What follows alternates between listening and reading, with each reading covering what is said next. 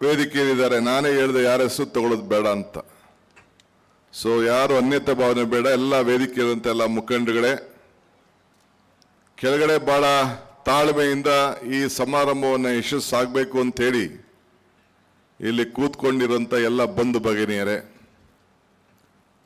ಬಹಳ ದೂರದಿಂದ ಇದನ್ನ ಗಮನಿಸ್ತಾ ಇರೋಂಥ ಎಲ್ಲ ನನ್ನ ಹಿರಿಯರೇ, ತಾಯಂದಿರೇ, ಬಂಧು ಬಗೆಯರೇ, ನಮ್ಮ ಹಳ್ಳಿಯಲ್ಲಿ ಒಂದು ಗಾದೆ ಇದೆ, ಮುಂಗಾರು ಮಳೆಗೆ ಸಿಕ್ಬೇಡ, ಕೊನೆ ಭಾಷಣಂಗಾರ ಆಗಬೇಡ ಅಂತ. ಎಲ್ಲ ರಸಪಸ ಎಲ್ಲ ಕುಟ್ಟಾಕ್ಬಿಟ್ಟಿರ್ತಾರೆ. ಹಂಗೆ ಖರ್ಗೆ ಸಾಹೇಬ್ರಿಂದ ಹಿಡಿದು ಈಶ್ವರ್ ಖಂಡ್ರೆ, ಹೊರಟಿ ಸಾಹೇಬ್ರು, GT ಎಲ್ಲ ಸೇರಿ ಕುಟ್ಟಿದ್ರು. ಈಗೇನು HK ಪಾಟೀಲ್ ನನಗೇನು ಇಬ್ಬರಿಗೇನು ಉಳಿದಿಲ್ಲ. ಒಬ್ಬ ದೊಡ್ಡ ಧೀಮಂತ ನಾಯಕ ಸ್ಮರಿಸಲಿಕ್ಕೋಸ್ಕರ ನಾವೆಲ್ಲ ಇಲ್ಲಿಗೆ ಬಂದಿದ್ದೇವೆ. ಈ ವರ್ಷ ನಿಮ್ಮ ಜೊತೆ ಕೆಲಸ ಮಾಡಿದ್ದು ಬಹಳ ಖುಷಿ ಆಯಿತು. ನೀವೇ ಬೆಸ್ಟ್ ಬಾಸ್. ಇಷ್ಟದ ಮ್ಯಾನೇಜರ್ ಆಗಿದ್ದೆ, ಇನ್ನು ಮುಂದೆ ಬಾಸ್ ಆಗ್ತೀನಿ. ಹೇಗೆ? Boss Vala B the boss. ತಾನೇ ನಾವು ಮಹಾತ್ಮ ಗಾಂಧೀಜಿಯವರ 100 ವರ್ಷ ಈ ದೇಶಕ್ಕೆ ಸ್ವಾತಂತ್ರ್ಯ ತಂದುಕೊಟ್ಟಿದ್ದ ನಾಯಕತ್ವವನ್ನ ಬೆಳಗಾಂನಲ್ಲಿ ಆಚರಣೆ ಮಾಡಿದು.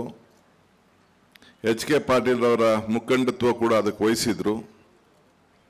ಇವತ್ತು ಅವರ ತಂದೆಯ ಪ್ರತಿಷ್ಠಾಪನೆಯ ಹೆಸರಿನಲ್ಲಿ ಜನ್ಮ ಶತಮಾನೋತ್ಸವನ ನಾವು ಆಚರಣೆಯನ್ನು ನಾವು ಮಾಡ್ತಾ ಇದ್ದೇವೆ. ನಾನು ಏನು ಭಾಷಣ ಮಾಡಬೇಕು ನನಗೆ ಅರ್ಥ ಆಗ್ತಾ ಇಲ್ಲ.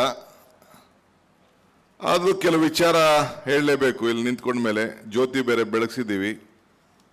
ಆ ಜ್ಯೋತಿ HK ಪಾಟೀಲ್ ರವರ ಚಿಂತನೆ, ಆದರ್ಶ, ಬದುಕು ಇವೆಲ್ಲ ಕೂಡ ಎಲ್ಲರೂ ಕೂಡ ದಾರಿದೀಪವಾಗಲಿ ಅಂತೇಳಿ ಆ ಜ್ಯೋತಿಯನ್ನು ನಾವೆಲ್ಲ ಬೆಳೆಸಿದ್ದೇವೆ.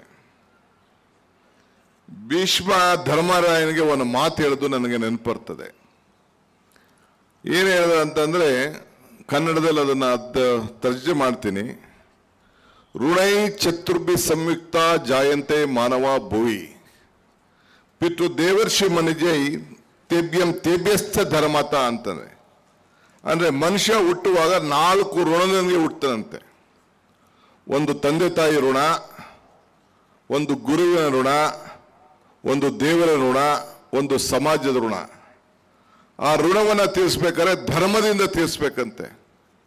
ಹಂಗೆ ಇವತ್ತು HK ಪಾಟೀಲ್ ಅವರ ಎಲ್ಲ ಬಳಗ, ಅವರ ಪ್ರತಿಷ್ಠಾಪನೆ, ವೇದಿಕೆಯಲ್ಲಿರುವಂಥ ಎಲ್ಲ ಅವರ ಬಂಧುಗಳು, ಮುಖಂಡಗಳು, ನೀವು ಎಲ್ಲ ಕೂಡ ಈ ಒಂದು ಐತಿಹಾಸಿಕವಾದಂಥ ಕಾರ್ಯಕ್ರಮವನ್ನು ಧರ್ಮದಿಂದ ತೀರಿಸಲಿಕ್ಕೆ ತಾವೆಲ್ಲ ಪ್ರಯತ್ನವನ್ನು ಮಾಡ್ತಾ ಇದ್ದೀರಿ. ಅವರ ತಂದೆ ಮಾಡಿದಂಥ ಬೆಳೆಸಂಥ ವಿದ್ಯಾಸಂಸ್ಥೆ ಇರ್ಬೋದು, ಸಹಕಾರ ಸಂಸ್ಥೆ ಇರ್ಬೋದು, ಇಲ್ಲ ಶಿಕ್ಷಣ ಕ್ಷೇತ್ರದಲ್ಲಿ ವಿವಿಧ ಕಡೆ ಇದ್ದಂಥ ಇರ್ಬೋದು, ಮಣ್ಣಿನ ಪಾಲಿನಲ್ಲಿ ರೈತರಿರ್ಬೋದು, ಮತ್ತು ಸಮಾಜಕ್ಕೆ ಏನೆಲ್ಲ ಬೇಕು ಅದನ್ನು ಯಾವ ರೀತಿ ಅವರು ಚಿಂತನೆಯನ್ನು ಮಾಡಿದ್ರು, ಅದನ್ನು ಇವತ್ತು ಆ ಆದರ್ಶಗಳನ್ನು ಉಳಿಸ್ಕೊಂಡು ಬೆಳೆಸ್ಕೊಂಡು ಹೋಗ್ಲಿಕ್ಕೆ ಇವತ್ತು ಪ್ರಯತ್ನವನ್ನು ಮಾಡ್ತಾ ಇದ್ದೀವಿ.